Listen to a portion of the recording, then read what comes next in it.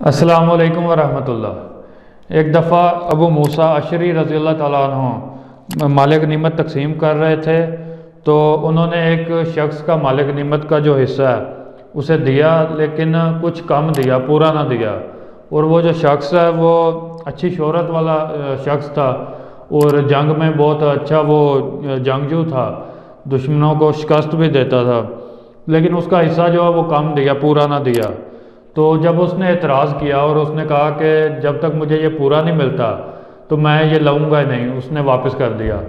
تو ابو موسیٰ اشعری رضی اللہ تعالیٰ عنہ نے پھر اسے سزا دلوائی، اسے 20 کوڑے لگوائے اور اس کا سر بھی مونڈ دیا، اس کی ٹینٹ کروا دی۔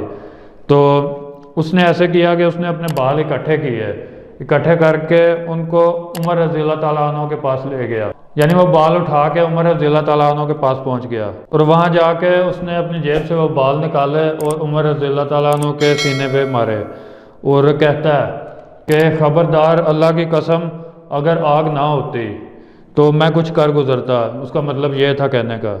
تو عمر رضی اللہ تعالیٰ عنہ نے فرمایا کہ اس نے سچ کہا ہے، اگر آگ نہ ہوتی۔ پھر اس سے پوچھتے ہیں کہ تجھے کیا ہے، تجھے مسئلہ کیا ہے؟ تو پھر اس نے بتایا کہ میں ایک اچھی شہرت والا شخص ہوں اور جنگ بھی اچھی کرتا ہوں، میں نے دشمن کو شکست بھی دی ہے، یعنی بتایا کہ میں ایک بہادر آدمی ہوں۔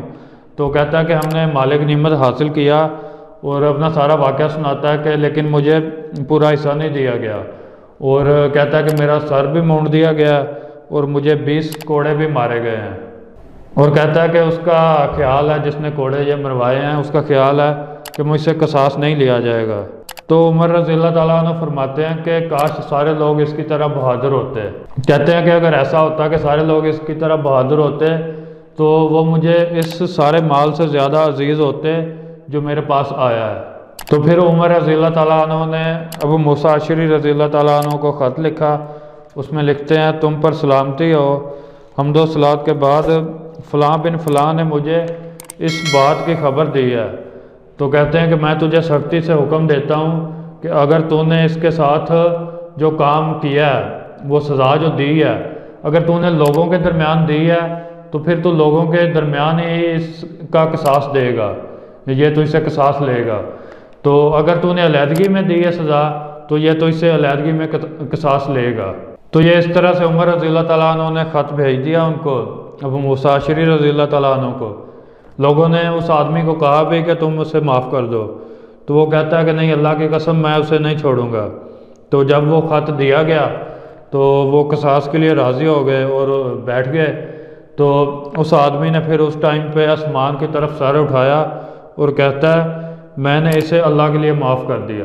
یعنی جب ابو موسیٰ اشعری رضی اللہ تعالیٰ عنہ نے اپنے آپ کو قصاص کے لیے پیش کر دیا تو پھر وہ آدمی اس نے کہا کہ چلو اب میں معاف کرتا ہوں اللہ کے لیے۔ تو یہ جو واقعہ ہے، اس واقعہ سے ہمیں ایک تو یہ سبق ملتا ہے کہ چاہے بندہ کسی بھی عہدے پہ ہو، تو جب اس کی غلطی کا اسے پتہ چلے تو اسے چاہیے کہ خود کو قصاص کے لیے پیش کر دے۔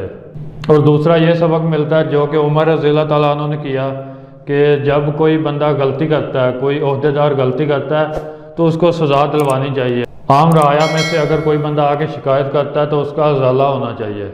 اور یہ ایسی چیزیں ہیں کہ اگر ان پہ عمل کیا جائے، ان کو نافذ کیا جائے تو پھر ایک اسلامی معاشرہ بنتا ہے کہ جس میں انصاف ہوتا ہے۔ اور یہ آج کی ویڈیو یہاں پہ مکمل کرتے ہیں، ملیں گے انشاءاللہ نیکسٹ ویڈیو کے ساتھ۔ السلام علیکم ورحمۃ اللہ۔